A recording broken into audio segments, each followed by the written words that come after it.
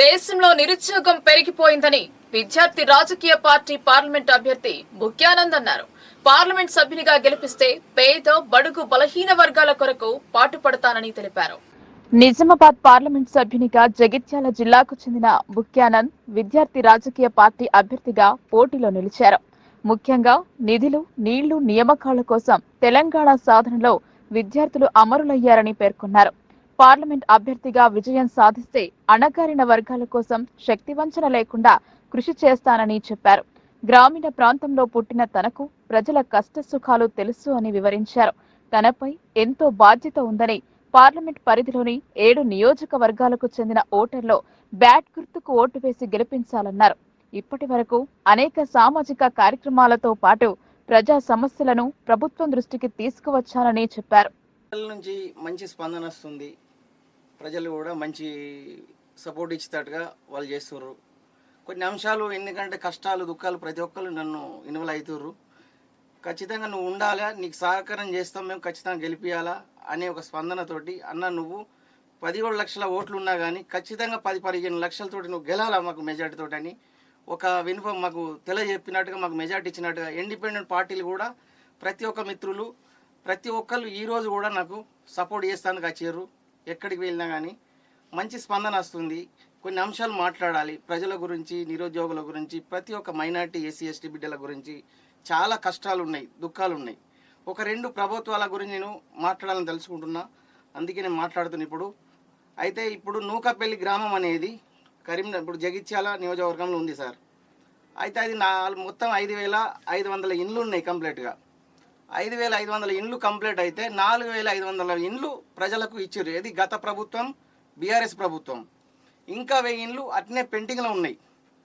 ఎందుకు ఇవ్వడం లేదు? ఈ ప్రభుత్వం మారిందని వాళ్ళ పేరు ఎక్కడ వస్తుందేమని దాన్ని స్టాప్ చేసి, దానికి లైట్లు లేవు, ప్లంబింగ్ పని లేదు, కలర్ లేదు, ఏం లేదు అన్నట్టుగా నేను నిన్న చూస్తే చాలా బాధ అనిపించింది. ఆ ఇండ్లను కట్టినరు మంచిగా టీఆర్ఎస్ ప్రభుత్వం కట్టినప్పుడు ఆ ప్రజలకు ఇస్తే ఈ ప్రజలకు కూడా మంచి పేరు వస్తుంది, ఈ ప్రభుత్వానికి కూడా మంచి పేరు వస్తుంది. నేను ఒకటే తలుచుకున్నా, ఈ రేవంత్ రెడ్డి గారి ప్రభుత్వాన్ని నేను ఒకటే తలుచుకున్నా, సార్ మీరు కూడా గమనించి గత ప్రభుత్వంలో ఏదో పనులు చేసిపోయినాయి, నేను ఇవ్వకుండా ఉండాను అని మీరు ఆలోచించుకోకండి.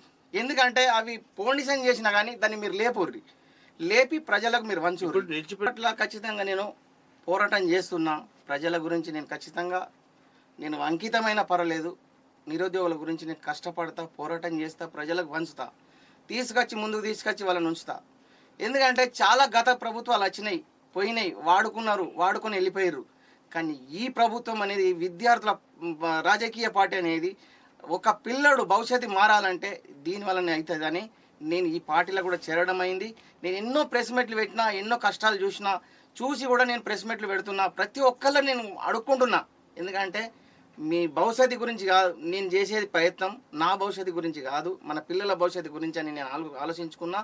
ప్రతి ఒక్క 7 నియోజకవర్గాల పబ్లిక్కు నేను అంటున్నా, ప్రతి ఒక్క ఓటర్ ఐడికి చెప్తున్నా, ఎందుకంటే మీడియాకు కూడా చెప్తున్నా, పేరున నా యొక్క నమస్తులు. బుక్యానందును నేను వీఆర్పీ పార్టీగా ఒక ఎమ్మెల్యేగా కంటెస్ట్ చేసి జగిత్యాలలో మళ్ళీ ఎంపీగా నేను బ్యాట్ గుర్తుతో వచ్చిన ఎంపీగా పోటీ చేస్తున్నా. నాకు మీరు సహకారం చేసి గెలిపించి మీ కోరికలు ఏమున్నాయో, మీ బాధలు ఏమున్నాయో, మీ కష్టాలు ఏమున్నాయో దాన్ని తీరుస్తానని మీకు రుణపడి నేను ఉంటానని నాకు ఓటేసి గెలిపియండి. నాది 11వ నెంబర్ ఓటు ఐడి, అయితే సీరియల్ నెంబర్ బ్యాట్ గుర్తుమన్నది. ఖచ్చితంగా నేను మిమ్మల్ని మీ ఎంటగా ఉంటా, మీ తోడు ఉంటా, మీ సేవకుడుగానే ఉంటా అని నేను ఆలోచించుకుంటున్నా సార్. ఇది నా వైఖరిలా. మీరు ప్రతి ఒక్క దానికి, ఎందుకంటే ప్రతి ఒక్క ప్రభుత్వం వస్తుంది, ప్రతి ఒక్క ప్రభుత్వం వచ్చి పైసలు ఇచ్చి ఓటు తీసుకొని పోతుంది. కానీ భవిష్యత్తు మారదలేదు. భవిష్యత్తు మార్చుకోవాలంటే ఈ పార్టీ వలన అవుతుంది. ఇది ప్రజల గురించి చేసేది, నేను నా ఒక్కడి గురించి కాదు, మనందరి గురించి. ఎందుకంటే భవిష్యత్తు నిలబెట్టాలని నా ఒక కసితోటి నేను ఉన్నా సార్. నేను ఒకటి తలుచుకున్నా, నేను ఒక పేదింటి బిడ్డను, నేను కూడా ఒక రైతు బిడ్డగా పుట్టినా. నేను రైతు బిడ్డగానే నాకు కష్టాలు దుఃఖాలు తెలుసు. పల్లెటూరులో పుట్టినో, నేను సిటీలో పుట్టినోని కాదు. సిటీలో పుట్టినోనికి సిటీ విషయం తెలుసు, కానీ పల్లెటూరులో ఉన్నోనికి పల్లెటూరు విషయం తెలుసు. అలాంటి బిడ్డను నేను, బుక్యానందుని నేను. కానీ మీరు అర్థం చేసుకోరు తల్లులారా, ఏడు నియోజకవర్గాల ఓటర్ ఐడీలు అందరికీ చెప్తున్నా, మరి ఈ ఛాన్స్ పోగొట్టుకుంటే మళ్ళీ వెతుకుతే కూడా దొరకది. దయచేసి మిమ్మల్ని నేను అడుక్కుంటున్నా, బిచ్చం అడుక్కున్నట్టు అనుకుంటున్నా. మీకు దయచేసి నాకు ఖచ్చితంగా మీరు సహకరించర్రి, ఓటేసి గెలిపించి మీకు ఏం కావాలో నేను తోడుకుంటున్నాను. కేంద్రం నుంచి వచ్చే ఏర్పడే కొత్త ప్రభుత్వం నుంచి ఎలాంటి నిధులు తీసుకొస్తారు సార్? ఇది అవి ఏ విధంగా ఉపయోగిస్తారు? అవును సార్, కరెక్టే. అయితే సార్ ఇది 119 నియోజకవర్గాల ఎమ్మెల్యేగా మేము కంటెస్ట్ చేసినాం, ఇదే వీఆర్పీ పార్టీ. ఇప్పుడు మళ్ళీ 6 ఎంపీలు మేము చేస్తున్నాం. ఎందుకంటే మేము ఈ పార్టీ తెలిందే ఒక మార్పు కొరకు. మీరు మంచి ఆప్షన్ నాకు అడిగారు, మంచి ఆప్షన్ అడిగారు. ఈ పార్టీ ఒక మార్పు తెరవడానికి, ఒక పేద ఇంటోడు ఉన్నోడు కావాలని, కష్టం దుఃఖం తీరాలని, ఒక జాబు రావాలంటే ఈ పార్టీ వలన అవుతుందని. ఎందుకంటే 1969లో పుట్టింది ఇది, విద్యార్థుల రాజకీయ పార్టీ. ఉస్మానియా యూనివర్సిటీలో పురుడు పోసుకొని వెళ్ళిన పార్టీ సార్, తెలంగాణ తెచ్చిన పార్టీ ఇది. ఆ పార్టీ ఇప్పుడు ఇక్కడికి వచ్చింది, ఈ మార్పు తెస్తుంది, ఖచ్చితంగా తెచ్చి మేము చూపిస్తాం. ఎవరి వల్ల కాదు, రూలింగ్ పార్టీలు 4 ఉండని 10 ఉండని వాళ్ళంతా బోల్గా మాటలు మాట్లాడి ఓట్లు దండించుకొని వాళ్ళు వెళ్ళిపోయేటోళ్ళే, కానీ మనకు మార్పు తెచ్చేటోళ్ళు కాదు. ఇది నేను 100% నేను చెప్తున్నా మీ అందరికీ. మీ మాట మీరు ఇని తర్వాత మీరు బాధపడతారు. బాధపడద్దు ముందని నేను మీ ముందుకు వచ్చిన, దయచేసి మీరు మారుకోండి. దీన్ని ఏమంటారు సార్? ఇది గత ప్రభుత్వం అంటే మనకు అభివృద్ధి జరిగింది తెలంగాణ అన్నారు, బాగా గమనించారు. తెలంగాణ అప్పుడు ఆంధ్ర ప్రభుత్వం ఉన్నప్పుడు, ఉమ్మడిగా ఉన్నప్పుడు ఆంధ్రలోకి జాబులు పోయినాయి, నిధులు పోయినాయి, అన్నీ పోయినాయి అన్నారు. కానీ అప్పుడు మనం ఎందుకు తెలంగాణ తెచ్చుకున్నాం? అట్లన్నా మనకు నిధులు వస్తాయి, జాబులు వస్తాయి, మనకు మార్పు వస్తుంది, రైతు రాజుగా అవుతాడు, లేనోడు ఉన్నోడు అవుతాడు కానీ అనుకున్నాం. కానీ ఏం చేసిర్రు? 10 సంవత్సరాలు వాడుకొని దోసుకొని పోయినరు. కానీ దోసుకొని పోయి కానీ మన రూపురేఖలు మారలే. అందు గురించి మారాలంటే ఇదే పిల్లోడితోటి మళ్ళా మన బిడ్డతోటే అవుతుంది. ఎందుకంటే తెలంగాణ పోరాటం చేసి ఎంతోమంది బలి అయిపోయారు. వాళ్ళతోటి ఖచ్చితంగా మార్పు వస్తుందని నా ఒక సంకల్పం, నా ఆత్మసాక్షిగా చెప్తున్నా. ఆయన తప్ప ఇంకా వేరేతోటి కాదని నేను ఇది చెప్తున్నా సార్. 1969లో ఏర్పడ్డ ఈ పార్టీ 2001లో ఏర్పడ్డ తెలంగాణ ఉద్యమంలో ఎక్కడ కనబడలేదు సార్. ఇది కనబడలేదు అనుకోకండి. బల్క సుమన్ అనే వ్యక్తి ఇళ్ళకెళ్ళి గెలిచిండు. అదే గెలిచిన వ్యక్తి గెలిచింది టీఆర్ఎస్ కాదు, బల్క సుమన్ నుంచి వెళ్ళి ఇది మా అధ్యక్షులు సునీల్ కేసీఆర్ సన్నిహితుడు కదా సార్. బల్క సుమన్ సన్నిహితుడు. ఆయన గులాబీ కార్డు వేసుకుని చేశాడు, ఎంపీ చేశాడు, ఎమ్మెల్యే చేశాడు. మీరు మా యొక్క మిత్రుడు, మా అధ్యక్షులు హెచ్ఓ సునీల్ అన్న, బల్క సుమాను, ఈ ఇల్లు ఒకే కాలనీ, ఒకటే స్టూడెంట్. ఉస్మానియా చదివాడు, అంతవరకు ఓకే. కానీ కాకపోతే ఏర్పడలో ఎప్పుడు వచ్చాడు బల్క సుమను? సార్ ఏర్పాడు కాదు, ఆ వ్యక్తి ఇద్దరు మా ఫౌండర్ కూడా వాళ్ళిద్దరు క్లాస్మేట్లే. సరే, ఉద్యమంలో కనబడ్డారు, వీఆర్పీ ఎందుకు కనబడలేదు? అసలు వీఆర్పీ కాదు, అప్పుడు విద్యార్థులనే పార్టీది. మీరు 1969లో ఎస్టాబ్లిష్ అయింది కదా, అప్పుడు కాలే. మీరే చెప్పారు కదా, రిజిస్టర్డ్ అప్పుడు కాలే. అయితే ఇది విద్యార్థులనే ఉండే పార్టీ. 2020లా ఇది పార్టీ రకంగా దీన్ని స్థాపించి మీరు ప్రమోట్ మీరు తప్పించుకునే మాటలు కాకుండా 1969లో పార్టీ ఏర్పడింది అనేసి అన్నారు. రిజిస్ట్రేషన్ ఎప్పుడన్నా అయినప్పటికీ వీఆర్పీ అనేది 1969లో ఏర్పడింది, అంటే బిఫోర్ ఇండిపెండెన్స్. అప్పటి నుంచి మీ ఇప్పటి వరకు చేసింది ఏంటి సార్? అదే కరెక్ట్ మీరు అడిగేది వాస్తవమే. ఎందుకంటే అప్పటి వరకు ఏం చేయలేదు. అప్పటి నుంచి ఏం చేసింది? తెలంగాణ తెచ్చింది విద్యార్థి. వీఆర్పీ పార్టీ విద్యార్థులు బలి అయితేనే వచ్చింది. విద్యార్థులు బలి అయితే 1200 మంది విద్యార్థులు ఆత్మహత్య చేశారు. బలి అయితేనే అందరిగా పుట్టిన పార్టీ ఇది. వీఆర్పీ నుంచి ఎంతమంది అయ్యారు సార్? వీఆర్పీ కాదు, వీఆర్పీ ఇప్పుడు తయారైంది. ఇది విద్యార్థి అనేది విద్యార్థుల పార్టీ. ఇప్పుడు దాన్ని విద్యార్థులుగా మార్చుకున్నారు వీఆర్పీ అన్నట్టుగా. అయితే దాన్ని రిజిస్టర్డ్ చేసి అదే హెచ్ఓ సునీల్ అన్నాని ఎల్ఎల్బి మా అధ్యక్షులు, ఆయన ఇప్పుడు పార్టీ స్థాపించిండు. ఆయన ఫౌండరు మాకు. ఎందుకంటే ప్రతి ఒక్కళ్ళ 119 నియోజకవర్గాలకు బీఫామ్ ఇచ్చిండు, నిలబెట్టిండు. బీఫామ్ ఇచ్చాడు, దానికి మీరు తప్పు పట్టట్లేదు.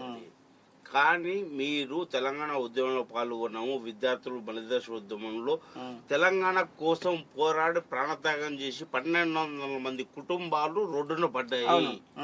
కానీ మీ పాత్ర అందులో ఎక్కడ కనిపించలేదు ఏంటి? సార్ ఇప్పుడు ఈ పార్లమెంట్ ఎందుకో గుర్తుకొచ్చింది. సార్ మా దీంట్లో పాత్ర ఎప్పుడు కీలకమైన అంశం కనబడుతుంది ఏంటి? మాకు పాత్ర ఎప్పుడు కనబడుతుంది, కానీ పెద్ద పెద్ద పార్టీలు మా గలం ఒత్తినాయి. ఎందుకంటే ఈ మీడియా మిత్రులు కూడా మేము ఏ ప్రెస్ మీట్ పెట్టినా కనీసం బయటకు వెళ్ళనీయలే. ఎందుకు వెళ్ళనీయాలంటే వాళ్ళకి భయపడి. అలాంటి అప్పుడు మేమేం చేసినాం, ఎప్పటికైనా ముందుకు వెళ్ళాలా, ముందుకు గలం ఇప్పాలా, ప్రజలను బాధలన్నీ తీసుకోవాలా, మనం ఖచ్చితంగా ఉండాలనే ఒక వైఖరితో ముందుకు వచ్చినాం సార్. అది విషయం. ఏం చేశారు ఇప్పటివరకు? ఇప్పటివరకు ఏం చేశారు? పోటీకి ముందు ఏం చేశారు? పోటీకి ముందు సార్ ప్రజలలో తిరుగుతున్నా, ప్రజల సంక్షేమ పథకాల గురించి ఎదిరిస్తున్నా, ప్రతి ఒక్కళ్ళ కష్టాలు దుఃఖాలు చూసుకుంటా నేను వాళ్ళకి సపోర్ట్ చేస్తున్నా. ఇప్పుడు మీరు జగిత్యాల జిల్లాకు చెందినవారు.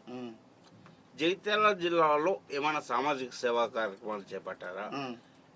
ప్రజల కష్టాలు చూసి అధికారుల దృష్టికి తీసుకెళ్లి వాటిని ఏమైనా సాల్వ్ చేశారా? అవును సార్. ఏమేం చేశారు సార్ మేము అధికార దృష్టిలోకి వెళ్తున్నాము, ప్రతి ఒక్క మీటింగ్ లో చేశామంటే సార్ చూడరు, చేశామంటే కొంతమంది ఇప్పుడు ఏంటిది మాలాంటి వాళ్ళను ఇప్పుడు మీడియా మిత్రులను కూడా రమ్మంటే కూడా మా దగ్గరికి వచ్చి కెమెరా పెడతలేరు. ఇది నేను 100% రాస్తున్నా. నేను ఇక్కడికి కూడా నేను ఎందుకు సంప్రదించిన మీకు తెలుసా, మీరన్నా నాకు స్పందన ఇస్తారు, మీ ద్వారా మాకు ఫలితం దొరుకుతుంది అన్నట్టుగా నేను నిజామాబాద్కి వచ్చి నేను సంప్రదిస్తున్నంటే మీరు గమనించండి మీరు. ఎందుకంటే పెద్ద మీడియా అనేది మాది న్యూట్రల్ మీడియా, అందరికీ సహకరిస్తాము, అందరికీ సపోర్ట్ చేస్తాము, ఖచ్చితంగా చేస్తాము.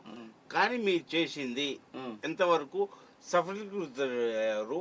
ఎవరికి ఏమైనా బెనిఫిట్స్ అందజేశారా? సార్ ఇంతవరకు చేయలేదు, ఇప్పుడు చేస్తామని ముందుకు. ఎంపీగా గెలిస్తే చేసేది మేము ఎంపీగా గెలిస్తే మేము ఉచిత విద్య, వైద్యం, నిధులు, నియామకాలు.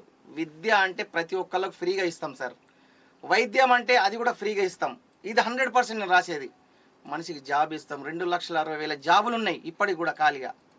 ఆల్రెడీ మేము సర్వే చేసి ఇంటింటికల్లా సర్వే చేసి ఇదే పార్టీ మీ ముందట కూడా మేము పాంప్లెట్ ఇచ్చినాం. కానీ గత ప్రభుత్వం కూడా ఏం పట్టించుకోలేదు. ఇప్పుడు ఈ ప్రభుత్వం కూడా 4 నెలలు అయింది, దాన్ని లేక ఏదేదో పథకాలు పెడుతుంది. కానీ జాబ్ ఇరయ్యా అంటే ఆ బస్ ఇస్తా అంటాడు, లేకపోతే ఇదో ఇస్తా అంటాడు. ఎవరికి కావాలన్నయ్యా? అది మా రాష్ట్ర ప్రభుత్వం శంకిస్తున్నారు. ఎందుకు ఎట్లా పార్లమెంటుకు పోటీ చేస్తున్నారు, రాష్ట్ర ప్రభుత్వాన్ని శంకిస్తున్నారు? బస్ ఇస్తా అంటున్నారు, డబుల్ బెడ్రూమ్ ఇల్లు ఇస్తా అంటున్నారు, రాష్ట్ర ప్రభుత్వం మీద ఆరోపణలు చేస్తున్నారు. ఎందుకు? అయితే ఆ రాష్ట్ర ప్రభుత్వం మీద ఆరోపణలు చేసినంటే ఇప్పుడు మాకు ఆకలి ఉన్నది, పార్లమెంట్ కు చేసే మీ కాన్సెప్ట్ ఉండాలి కదా. పార్లమెంట్ కాన్సెప్ట్ చెప్పండి. పార్లమెంట్ కాన్సెప్ట్ అంటే ఇప్పుడు మేము ముందుకు వచ్చినాం, పార్లమెంట్ గా మేము పోటీ చేస్తున్నాం, మేము ప్రజల వైఖరి చూసి మేము ఇక్కడికి వస్తున్నాం. ఎందుకంటే నాకే బాధ ఉంది, ప్రజలను విడిచిపెట్టి ఇప్పుడు నాకే బాధ ఉంది. ఏమని బాధ ఉంది? నాకు అందేటి పథకాలు నాకు అందలే, నాకు వ్యక్తిగత నాకు భూమి ఉన్నది, నాకు కూడా సంక్షేమ పథకాలు అందలే. అది నా బాధ, నేను చెప్పుకుంటున్నా. మరి ఏం చేయమంటారు చెప్పండి. Okay sir, all the best. మీరు గెలవాలి, ప్రజలకు మీ అంతగా సేవ చేయాలి, మెడికల్ కాలేజ్ తీసుకురావాలి, విద్యార్థులకు కావాల్సిన అన్ని రకాల ఏర్పాట్లు చేసి ఉద్యోగాలను కల్పించాలని